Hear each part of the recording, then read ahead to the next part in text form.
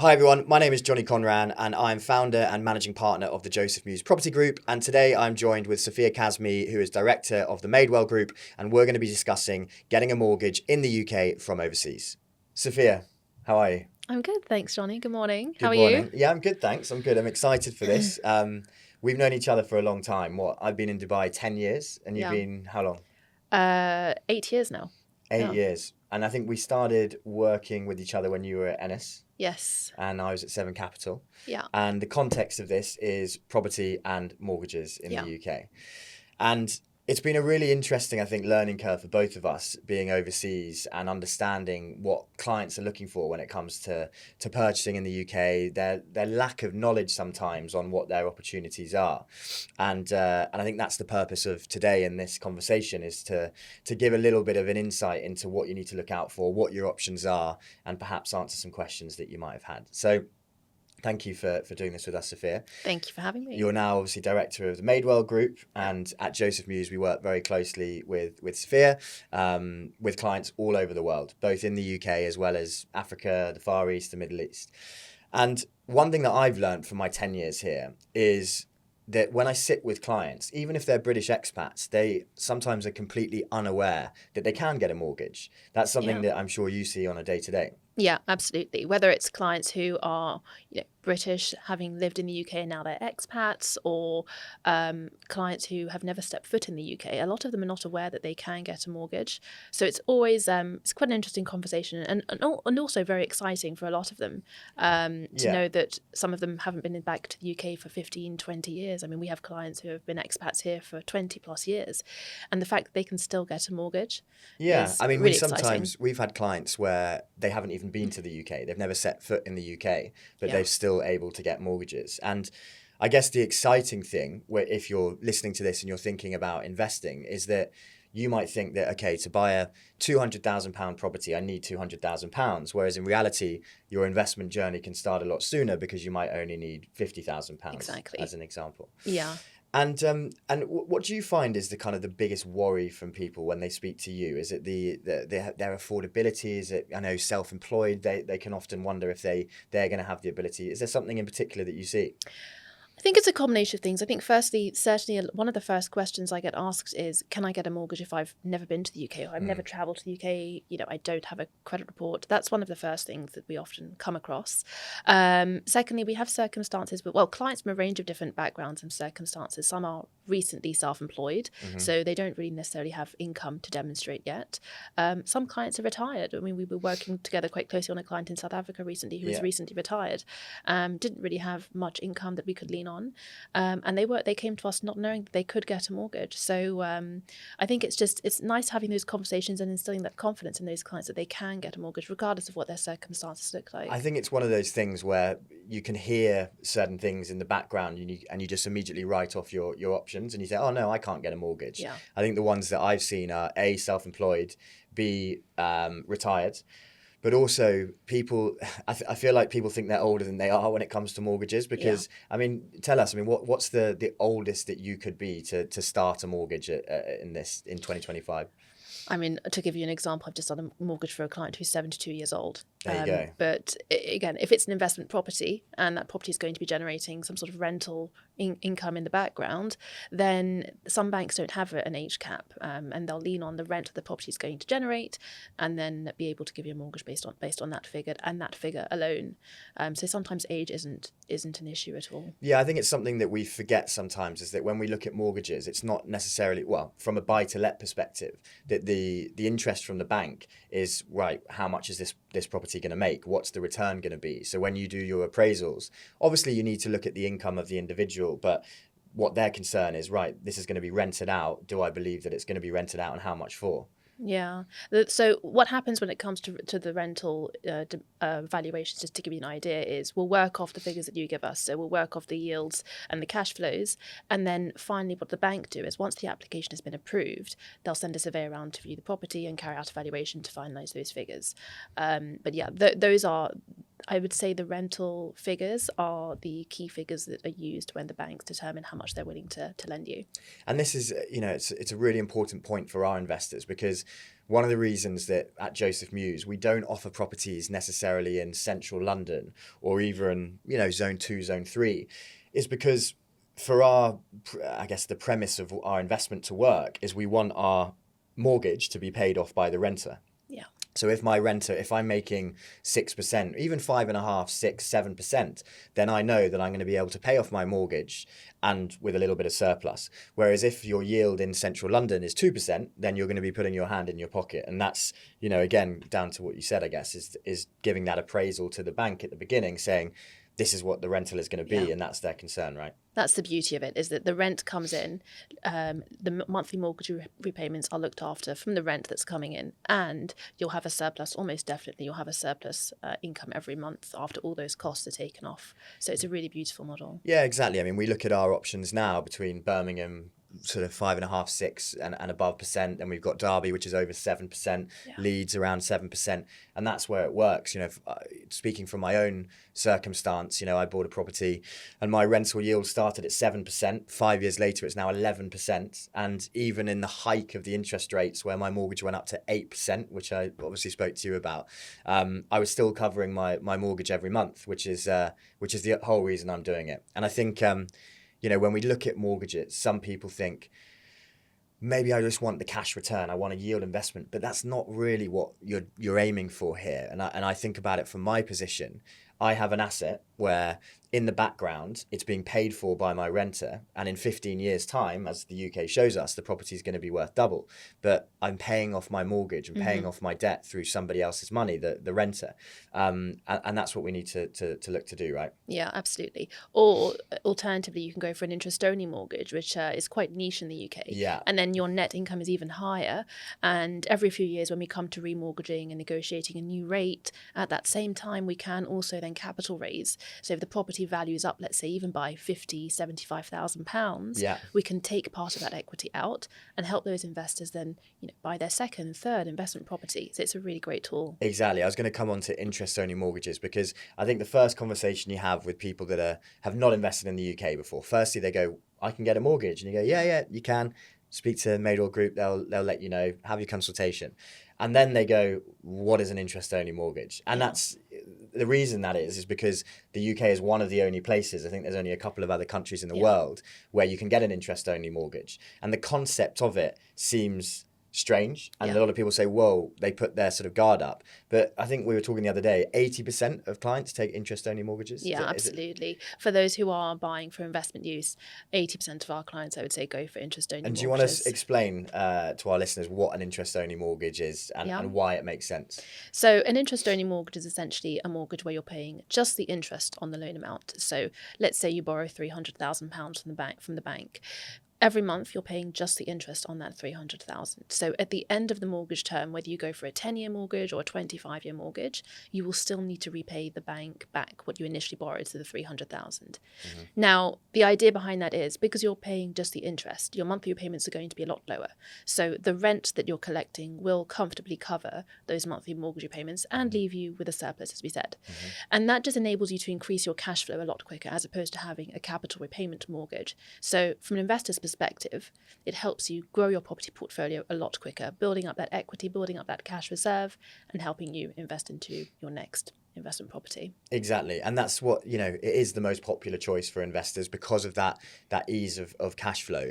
The other thing that, makes sense if you're looking at this as a long-term investment, which UK property is that it's a hedge against inflation as well. Because if let's say I owe £100,000, £100,000 today versus the value of £100,000 in 20 years is obviously less detrimental. So it works in that context.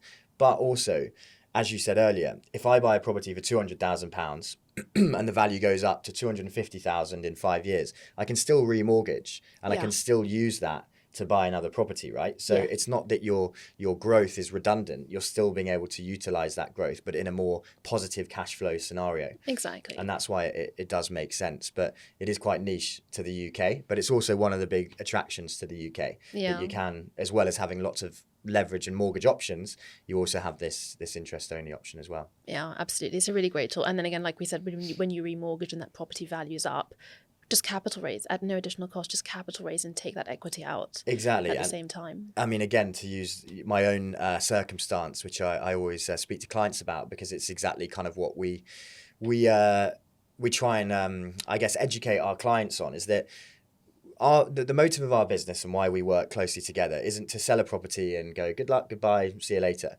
It's about, it's asset management more than anything. It's building a portfolio, and it's understanding how you can maximize your wealth. That's the whole premise of why you're investing in property, is to give yourself passive income in the future. It's for retirement planning. It's for your children's future. And we want to maximize that. And one of the best ways to maximize it is releasing equity from your property. So for those of you that don't know exactly what that is, I'll use my own example, which hopefully helps explain it. So I bought a property in pre-COVID 2019 off plan in Oxfordshire, just outside of Oxford Bicester Village. And I bought it for £180,000, a one-bedroom apartment. And it completed in 2021. I started renting it for £900 a month. My rental now, by the way, is £1,450, which just shows your surplus each month goes up and up. My yield's nearly 12%. But what has also happened is the value of my property is now £250,000. Yeah. So my mortgage provider, they went and valued the property £230,000. So my increase is £50,000. So I've released that £50,000, remortgaged, and I've put that £50,000 down as a deposit on a new property in Birmingham. Yeah. So I am now growing my portfolio and buying more property without spending a penny. The only thing I'm spending in my legal fees and whatever.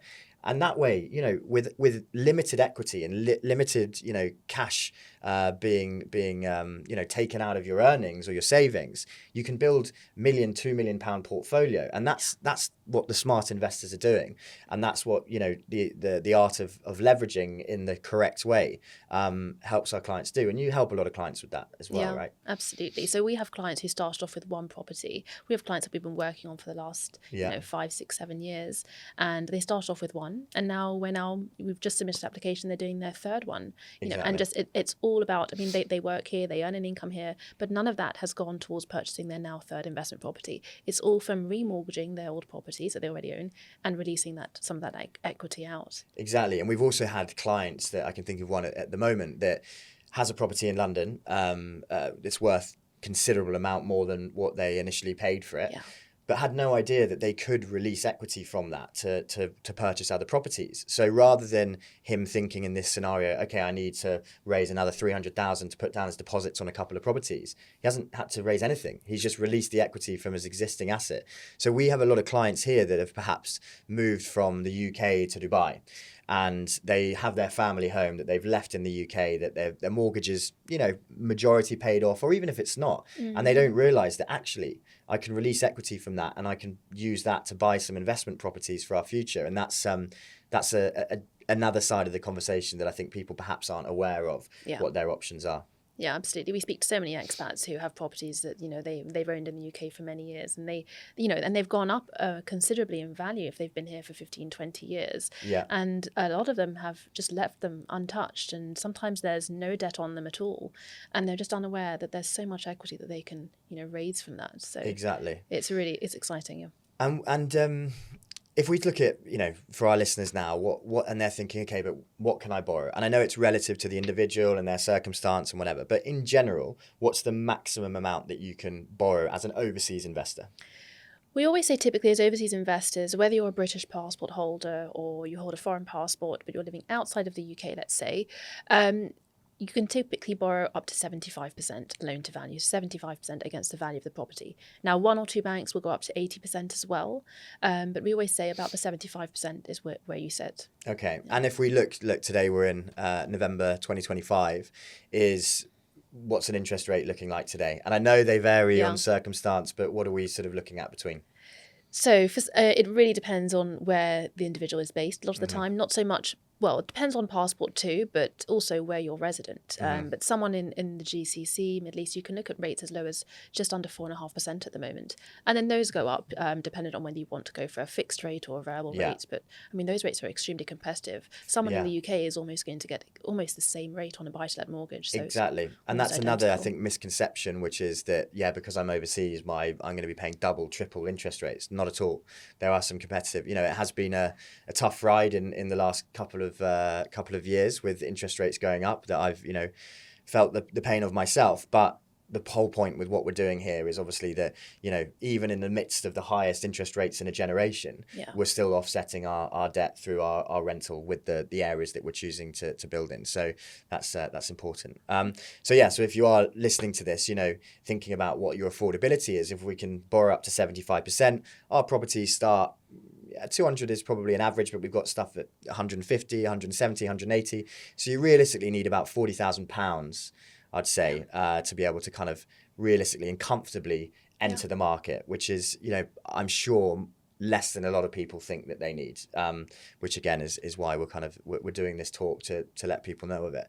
One of the last things I want to talk about is limited companies. So a lot of investors ask us about, should I invest in my personal name?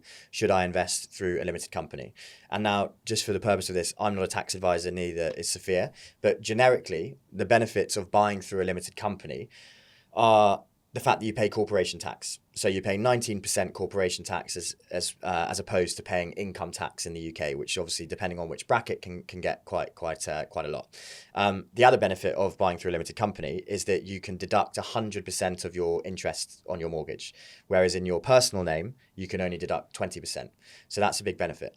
But then a lot of clients ask me, because of perhaps previous experience, whatever, well, getting a mortgage through a limited company is terrible, or the interest rates are higher. That's not the case, is it? It depends on where you're based, no, because there are some banks that will offer exactly the same rates, whether you're buying on your personal name or a limited company, they'll offer you the same rates. And that's for whether you're based in Europe, in Asia, in the GCC, across Africa. There are lenders that will offer the same rates regardless. It really does vary on what passport you hold and where you're resident. But in general, no. I mean, because a lot more clients are now buying through limited companies, there are a lot more products that are coming to the market that are competitive for both personal name and of course now limited company too. And I think the UK is encouraging that sort of professional landlord, right? And that's why they are more attainable than perhaps 8 years ago when we met. That leveraging through a limited company was a different beast than it is. It was today. a lot more limited, and as a result, more expensive as well. But now it's just becoming a lot more common for investors, particularly if they're looking at building a portfolio. Of course, it's always worth speaking to a tax advisor, but depending on their long-term goals, it may make more sense to put it in a company. And lenders are aware of that, and as a result, opening up a lot more products to these overseas investors and offering very competitive rates as well. And when we look at starting or getting a mortgage in the UK using one of the lenders that you use, one of the questions people ask is, "Oh, do I need to have a bank account there?" Or but that's part of the process of getting a mortgage, right? Is that you set up a bank account, so you will have a bank account set up in the UK as a purchaser with a mortgage, right? Exactly. So dependent of what the first thing we do is we select the bank. Now, dependent on the bank, they may be able to offer an account for those clients. If not, then we can assist those clients in opening a bank account, dependent on where they're based. But we always start that process early. I recommend, even if the property isn't completing for a year and a half, 2 years, let's just get the UK account open, so you can start sending funds over if you want to ensure that when we do come to starting the application, that account is open and live. And that's a UK bank account with an account number and sort Amazing, which is attractive to a lot of people. Then having that credit history and that bank account there to obviously to receive the rent as well, that is then going to pay for the mortgage. So if we look at just a quick checklist, if I'm somebody watching this and I think, okay, well, what if I have a call with Sophia, what will I need to provide to establish whether I can get a mortgage? What would that checklist be? So if we start from the top, our initial conversations are always a first consultation, and that only takes about 40, 45 minutes, sometimes even quicker, but let's say about 40, 45 minutes, and we'll go through your profile. So we'll go through details in terms of starting from the top, where you live, what passport you hold, what income do you have, what assets and what liabilities do you have. We'll go through the different types of mortgage options available in the UK and what you're looking for, because that then enables us to go away and research what options are available to you, and give you an illustration. And that illustration will detail the loan amount that you can achieve, the interest rate, the monthly payments, and then you can see what the investment's going to look like on a monthly basis and how overall it'll work for you. If we then proceed with submitting an application to that bank, then we'll provide a full checklist. But that checklist typically includes your passport, your proof of address for where you live, 3 months bank statements, and 3 months pay slips, and finally just really proof of deposit. Those are the initial headline documents that you would need. Okay, and that's a free consultation? Absolutely, yeah. Look, from our relationship with Maidwell, and what we always sort of want for our clients is, I mean, to put into context, as much as 99% of our clients take mortgages, and considering, you know, we've delivered 4,500 properties, that's you know, it's a lot of people. And even clients that come to us initially and say, yeah, I'm going to buy cash, you go, okay, well, you can, but this is why mortgages might make sense.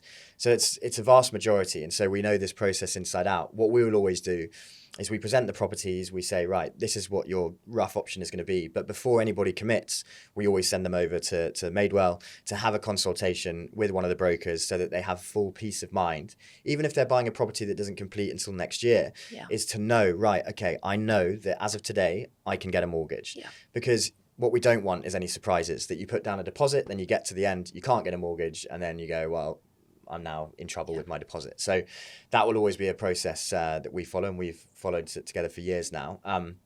But we always encourage, book in the meeting, understand the property, the process, book in the free mortgage consultation, and then, you know, exactly, you know, knowledge is everything here, really. It makes, when you're parting with your hard-earned savings, it's quite daunting, particularly overseas in a perhaps market that you're not familiar with. So we always want to give as much knowledge as possible before clients pull the trigger and make the decision. Yeah, it just really gives you that peace of mind knowing not only what options do I have, because the rates may very likely go down in the next couple of years again, as they've done so over the last year or so.